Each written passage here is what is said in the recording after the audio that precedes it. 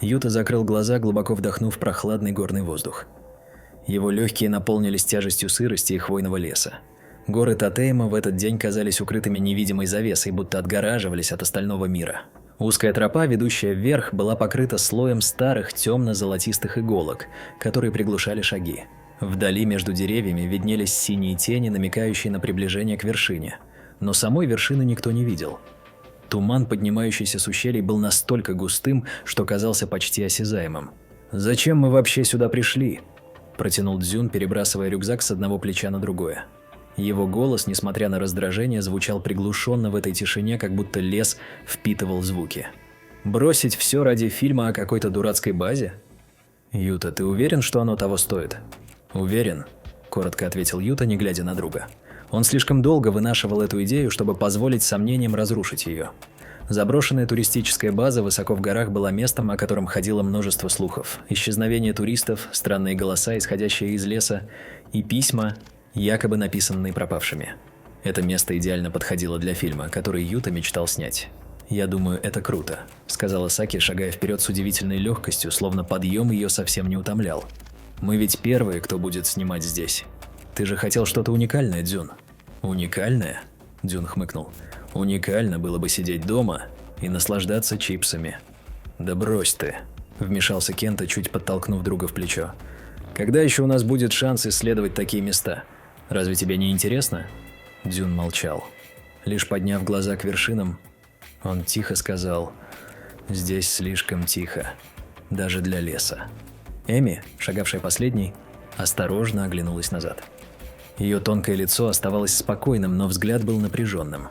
Она никогда не жаловалась и редко что-то говорила, но Юта знал, что она замечает больше, чем остальные. Возможно, она тоже чувствовала странность этой тишины.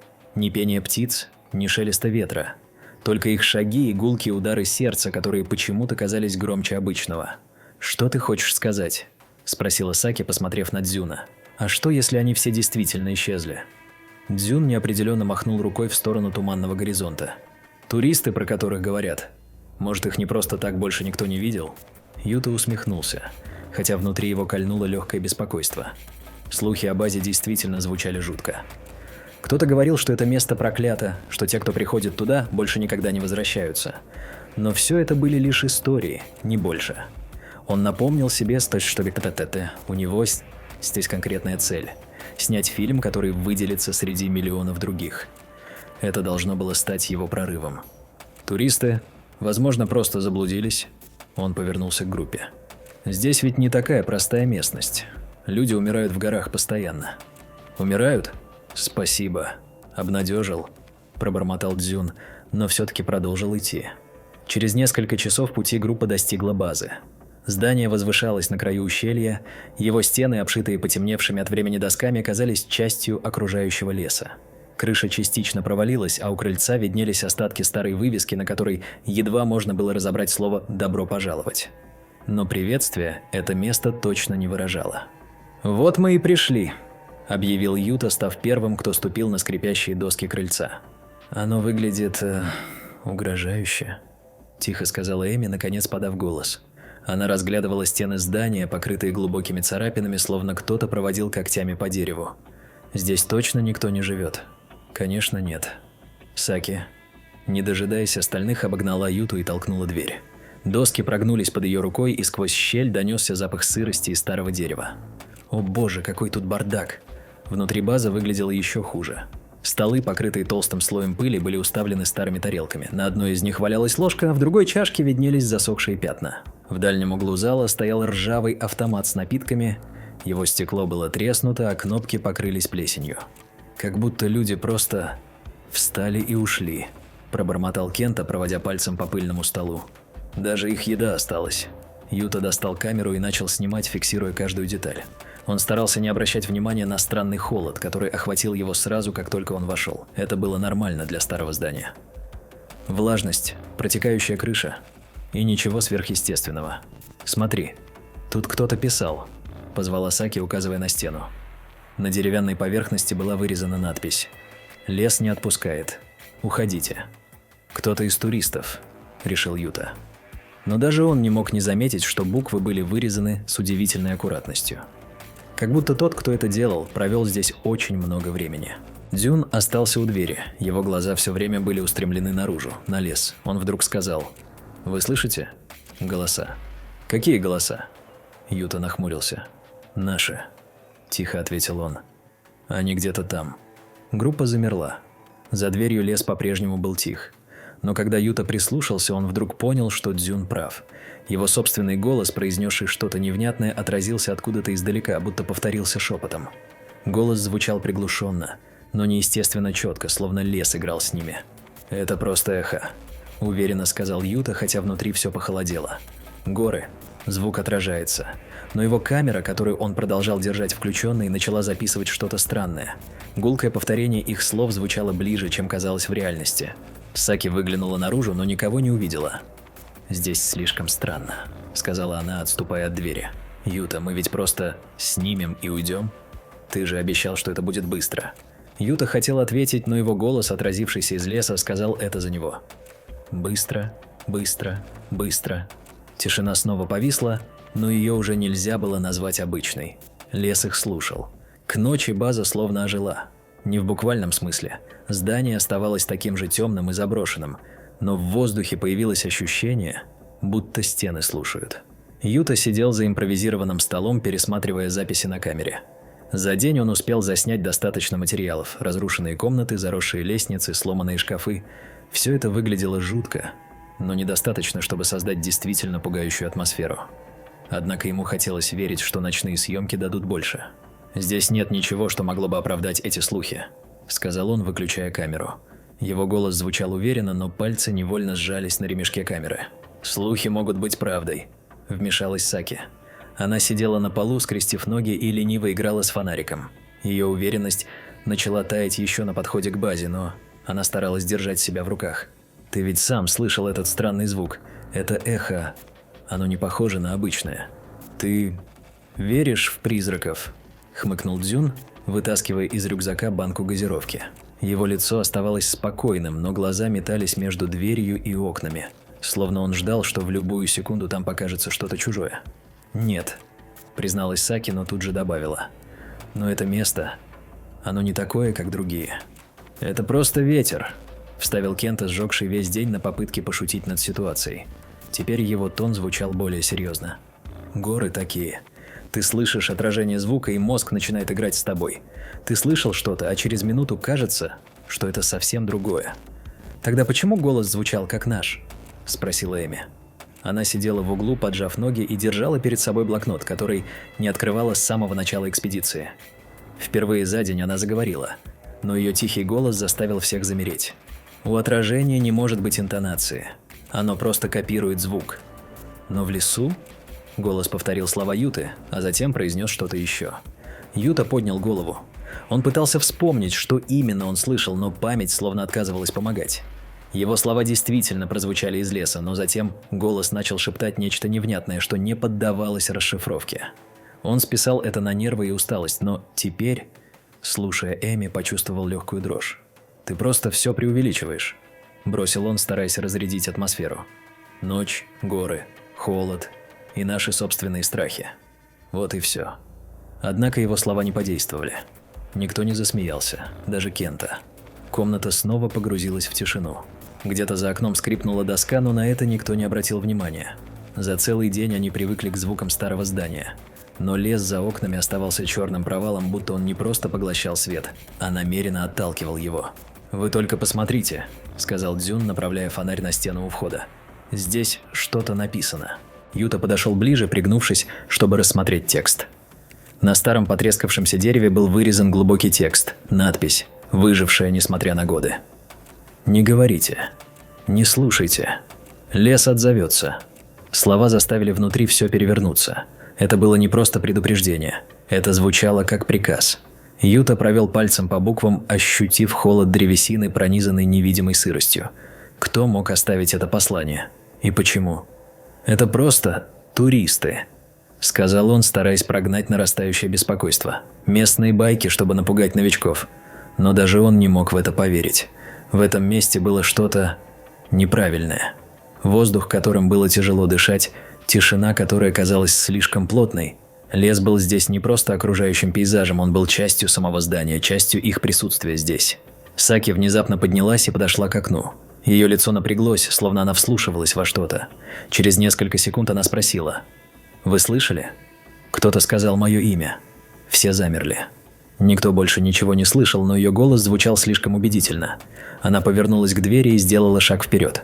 «Саки, стой!» – выкрикнул Юта, преграждая ей путь. «Ты ничего не слышала. Это просто эхо». «Нет, слышала», – упрямо ответила она. «Кто-то там. Они зовут меня». «Никто не зовет тебя», – с нажимом сказал он, чувствуя, как сердце начинает колотиться. «Мы не выходим из здания. Это правило». Ее глаза на мгновение блеснули обидой, но она все же остановилась. Повернувшись, она присела на полу, но ее лицо оставалось напряженным. Юта знал, если бы он отвлекся хоть на минуту, она бы снова попробовала выйти. Ночь продолжалась. Они решили заночевать в центральной комнате, сложив свои вещи в круг, чтобы не оставаться наедине. Окна больше не казались защитой. Они выглядели как черные провалы, в которых что-то ждало. Юта лег на старый пыльный матрас и уставился в потолок. Его мысли метались. Все это место кричало, что они сделали ошибку, придя сюда. Он хотел сказать об этом вслух, но не мог. Ему нужно было сохранить контроль. Где-то за окном что-то хрустнуло. Он поднялся, оглядываясь, но все было тихо. Эхо. Или кто-то, наблюдающий за ними. Он не мог знать наверняка. Ночь накрыла горы, словно черное покрывало, поглощающее все. Свет, звуки и время. В тени заброшенной базы, окруженной холодным, неподвижным лесом, каждый из студентов ощущал, что пространство вокруг них стало меньше, а воздух тяжелее. С каждой минутой им казалось, что стены здания придвинулись ближе, а ночной лес смотрит на них через разбитые окна. Юта сидел в центре комнаты, не сводя глаз с экрана камеры. Ее объектив был направлен на дверь, ведущую в коридор, но ничего не происходило. На записи лишь слабое колебание света от фонарей, которые они расставили вокруг. Он перебирал кадры, снятые за день, надеясь найти что-нибудь, что могло объяснить странные события. Но ничего, кроме разрушений и надписей, он не увидел. Ему становилось все сложнее убеждать себя, что происходящее – это просто игра разума. «Я не могу больше здесь сидеть», – резко сказала Саки, поднимаясь на ноги. Ее лицо было напряженным, а глаза горели от смеси страха и раздражения. «Слышите? Это снова там. Голоса. Саки, хватит», – прошипел Дзюн, бросив взгляд на дверь. «Никто ничего не слышит. Ты сама себя накручиваешь». «Накручиваю?» Она обернулась, ее голос задрожал. «Ты же тоже слышал это днем. Голос Юты. Голос мой. Они повторяли нас. Что это, если не что-то ненормальное?» Юта поднял голову, но промолчал. Он не хотел признавать это, но она была права. Еще днем он заметил, что эхо в лесу странное. Оно не просто отражало их слова, оно искажало их, добавляло интонаций, которых они не произносили. И чем дольше они находились здесь, тем ближе звучали эти голоса. «Давайте просто дождемся утра», – вмешался Кента. «Утром мы уйдем. Плевать на фильм. Плевать на все это. Нам не нужно находиться здесь еще дольше». «И оставить это без объяснений?» – хмуро спросил Юта, отрывая взгляд от камеры.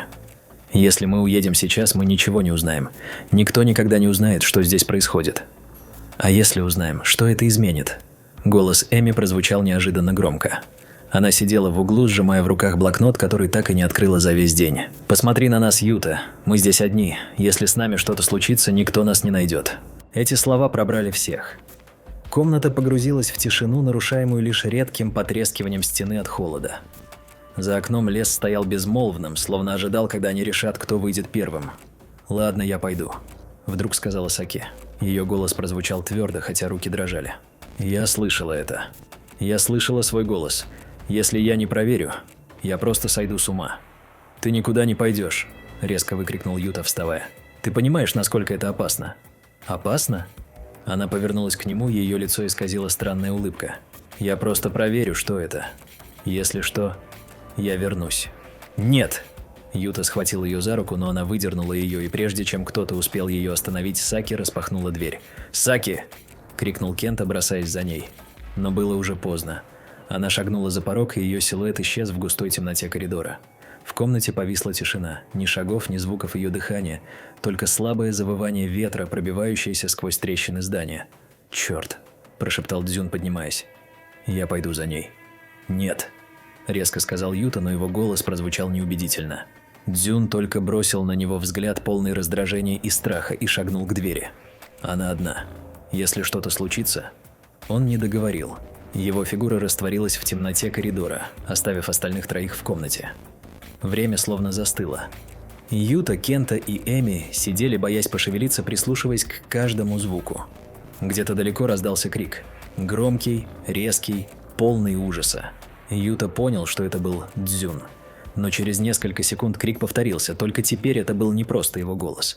Это был повтор, странный и искривленный, как будто лес воспроизводил его, играя с интонациями.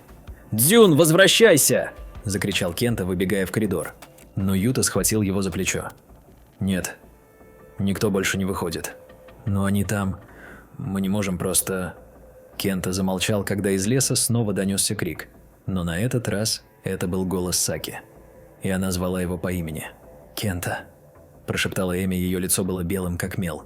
«Это не она». Юта пытался удержать друга, но тот вырвался и бросился прочь, повторяя ее имя. Его шаги раздавались все тише, пока не исчезли совсем. Теперь в комнате остались только Юта и Эми. «Они не вернутся», – вдруг сказала Эми. Ее голос был странно спокойным, почти безжизненным. «Это место... оно нас затягивает, оно копирует нас». Юта посмотрел на нее, пытаясь что-то ответить, но слова застряли в горле. Он не хотел верить в это. Все это было неправдой. Это было просто место. Просто лес. Но в глубине души он понимал. Она права. Снаружи снова послышались крики. На этот раз их было несколько, и каждый голос звучал по-разному, сливаясь в зловещую, искаженную какофонию. Это были их голоса, их страхи, их последний след в этом мире. Тишина, которая настала после криков, была еще хуже самих криков. Юта сидел на полу, прислонившись к стене, не в силах сдвинуться. Эми, дрожа, все так же держала в руках свой блокнот, хотя руки ее предательски тряслись. Комната, казавшаяся до этого их единственным убежищем, теперь была тюрьмой. Каждый стук ветра, каждый скрип старых досок заставлял их вздрагивать. «Мы должны уйти», – прошептала Эми. Ее голос был слабым, но в нем звучала отчаянная решимость. «Если мы останемся, то исчезнем так же, как они». Юта хотел что-то ответить, но язык не слушался. Он хотел убедить себя, что это был плохой сон, что наутро они проснутся и все это окажется лишь неудачной экспедицией. Но он знал правду. Это место было другим. Оно не отпускало. Оно впитывало их страх, их голоса, превращая их в нечто, что теперь было частью леса. «Мы не можем уйти», – наконец сказал он, с трудом проглотив комок в горле. «Ты сама видела Саки, Дзюн, Кента. Они все ушли, и где они сейчас? Если мы выйдем туда, нас ждет то же самое». Эми подняла на него глаза. В них читалась смесь страха и злости. «Тогда ты предлагаешь сидеть здесь, ждать, пока это место нас заберет?» Она поднялась, сделав несколько шагов к окну. Снаружи по-прежнему была лишь тьма. Лес стоял как стена, непроницаемый и беззвучный. Только слабое эхо, которое стало почти постоянным, напоминало им, что они не одни. Оно звучало глухо, будто кто-то шептал их слова вдалеке. Но теперь в этом шепоте слышались новые интонации. Чужие, зловещие. «Я слышала его голос», – тихо сказала Эми, не поворачиваясь. «Дзюна. Он звал нас. И это был он. Или что-то, что притворялось им». Юта встал, чувствуя, как его ноги подкашиваются. «Это не был Дзюн», – сказал он, подходя ближе. «Это было что-то другое. Мы не можем доверять этим голосам. Они пытаются заманить нас». «А если он все еще жив?» – спросила она резко, обернувшись к нему. Ее голос дрогнул. «А если они все живы? Может, они ждут, что мы их спасем?» Юта замолчал. Он не знал, что сказать. Каждый раз, когда он пытался вспомнить, как звучал голос Кента или Саки, он слышал только искаженное эхо, которое повторялось в его голове. Это не был их настоящий голос. Но что, если это правда? Что, если они все еще где-то там? Он тряхнул головой, пытаясь избавиться от этих мыслей. «Нет. Если мы выйдем, мы просто добавим свои голоса к этим. Мы останемся здесь. Утром будет видно, что делать». «Утром?» – переспросила Эми, сдавленно засмеявшись. В ее голосе было столько безысходности, что Юта почувствовал, как у него по спине пробежал холодок. «Ты думаешь, Кео, что здесь вообще бывает утро?» Юта хотел ответить, но не успел. Где-то вдалеке раздался слабый звук. почти незаметный шепот. Это был голос Кенты. Он повторял ее имя. «Эми, Эми, иди сюда». Она замерла, как будто ее тело стало каменным. Юта бросился к ней, схватив за руку. «Не слушай. Это не он. Это лес. Это проклятие. Ты должна это понимать». Она вырвалась, отступая назад. «А если это он? Если он жив?» – прошептала она, ее глаза блестели от слез. «Я не могу просто сидеть здесь и слушать. Я должна проверить». Она побежала к двери, и Юта, отчаянно пытаясь остановить ее, бросился следом. Но она была быстрее. Ее силуэт исчез в коридоре, оставив за собой лишь тяжелые шаги, которые вскоре растворились в тишине. Юта стоял в дверях, глядя в тьму, которая казалась плотной, как каменная стена. «Черт!» – прошептал он, зажмурив глаза. Все его тело тряслось, адреналин бил в виски, но он не мог заставить себя сделать ни шага. Из леса снова раздался голос. Теперь это был голос Эми. Он звучал искаженно, словно его прогоняли через ржавую трубу. «Юта, иди ко мне». Он зажал уши руками, пытаясь заглушить этот зов. Голос не был настоящим, но его звуки проникали прямо в разум, вызывая ощущение, будто само пространство вокруг шепчет. «Замолчи!» – закричал он больше самому себе, чем лесу. «Замолчи!» Но голос не утихал. Юта отступил назад, закрыл дверь и прижался к ней, чувствуя, как по его спине стекает холодный пот. Он больше не мог думать. Его разум был заполнен шепотом, эхом, которое повторяло его имя, но звучало все более чуждо. Он закрыл глаза, опустился на пол, чувствуя, как внутри все рушится. Он знал, что теперь он остался один. Юта сидел на полу, прижавшись к холодной стене заброшенной базы. Тишина внутри здания больше не казалась ему спасением. Она была пустой, давящей, словно воздух вокруг него сгущался с каждым его вдохом. Единственным звуком был его собственный прерывистый шепот, которым он уговаривал себя: «Я в порядке. Все это закончится. Надо просто дождаться утра». Но даже он понимал, что утро не наступит. Это место, этот лес, эта база, они жили по своим собственным правилам, где день и ночь существовали лишь как иллюзия для новых жертв. Время здесь было бесполезным понятием, и, возможно, его никогда не существовало. «Эми», – прошептал он, как будто ее имя могло вернуть ее обратно. «Кента, Дзюн, Саки». Голоса друзей звенели в его памяти, но каждый раз, когда он пытался их вспомнить, что-то мешало. Словно их образы размывались, становясь частью этого проклятого леса. И вдруг его охватил страх, еще более глубокий, чем до этого. Он больше не помнил, какие у них были лица. Их голоса?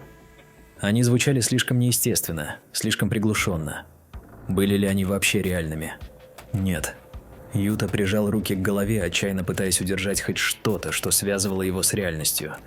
Но снаружи снова раздалось эхо. «Юта, Юта, иди сюда». Это был голос Эми. Или, по крайней мере, то, что пыталось ее изображать. Он был слишком тихим, слишком мягким, и в нем слышалось что-то чужое. Это не была она, но в темноте леса это что-то звало его, манило, словно протягивая руку, которую он мог схватить. «Заткнись!» – выкрикнул он, но даже его собственный голос раздался в ответ, глухой, искаженный. Он услышал свое эхо, повторяющее эти же слова. «Заткнись, заткнись». Юта поднялся. Его тело казалось тяжелым, ноги дрожали. Он знал, что сидеть в этой комнате больше нельзя. Но он также знал, что выхода у него нет. Он мог либо остаться и сойти с ума в ожидании, либо выйти туда, где тьма уже разверзла свою пасть. С трудом он взял камеру. Она была единственным, что осталось от его цели. Единственным, что связывало его с миром за пределами этой базы. Он включил ее и направил объектив на дверь. Красный индикатор записи загорелся, и Юта почувствовал слабое утешение в этом простом действии. Если ему придется выйти, камера хотя бы засвидетельствует его последние мгновения. Собрав всю свою волю, он открыл дверь. Коридор был темным, но в конце виднелся слабый отблеск света. Это мог быть фонарь Эми. Или его собственный разум, играющий с ним в отчаянии. Но он должен был проверить. Юта шагнул в коридор, стараясь двигаться как можно тише. Но каждый его шаг отдавался эхом, которое звучало неестественно громко. Это эхо повторяло его шаги с задержкой, как будто кто-то шел за ним, но с легким отставанием.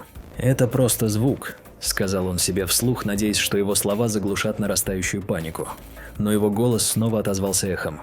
«Это просто звук Звук. Звук. Юта сжал камеру крепче. Свет из конца коридора становился ярче. Он ускорил шаг, надеясь, что увидит там что-то, что сможет объяснить происходящее. Но когда он подошел ближе, свет исчез. Словно его никогда не было. Перед ним оказалась лестница, ведущая вниз, в подвальную часть базы. Это было странно. Они не видели никакого подвала, когда осматривали здание днем. Но теперь лестница была здесь. Ее деревянные ступени уходили в густую, непроницаемую тьму. «Это ловушка», – прошептал он, но его ноги уже сделали шаг вниз. Он не знал почему. Возможно, эхо звало его. Возможно, его собственный страх толкал его вперед. С каждым шагом вниз холод становился все сильнее. Воздух гуще. Он чувствовал, как стены сужаются, словно пытаются сдавить его. Но он продолжал идти. Камера дрожала в его руках. Объектив был направлен на ступени, которые исчезали одна за другой. Ему казалось, что он спускается уже вечность, но конца лестницы все не было. И вдруг он услышал голоса. Их было много. Это были голоса Саки, Кенты, Дзюна, Эми. Они все говорили одновременно, их слова сливались в беспорядочный шепот. Но среди них он услышал и другие голоса. Голоса, которых он не знал, но которые звучали так, будто они принадлежали этому месту. «Юта, Юта, ты пришел?» Он остановился.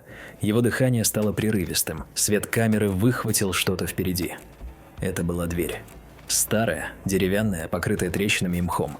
Она выглядела так, будто ее не открывали веками. Юта протянул руку, не осознавая своих действий. Его пальцы коснулись холодной поверхности. Он нажал, и дверь открылась с протяжным скрипом. За дверью была черная пустота. Но в этой пустоте он увидел их. Саки, Кента, Дзюн, Эми. Они стояли неподвижно, их лица были лишены выражений, а глаза пустыми. Но самое ужасное было то, что они шептали. Их рты двигались в беззвучной какофонии, и эхо, раздающееся вокруг, исходило от них. «Вы живы?» – выдавил он, делая шаг вперед. Но его голос снова повторился эхом, которое теперь звучало громче, чем раньше. И вдруг он понял – это не они, это не люди. Это место создало их. Оно создало образы, чтобы заманить его. Тьма начала сгущаться. Голоса стали громче, и Юта почувствовал, как что-то холодное касается его плеча. Камера выпала из его рук. Последнее, что он увидел, прежде чем погрузиться в пустоту, это как его собственное лицо отразилось в объективе камеры. Его губы двигались, повторяя то, что он сам не говорил. Теперь он был частью эха.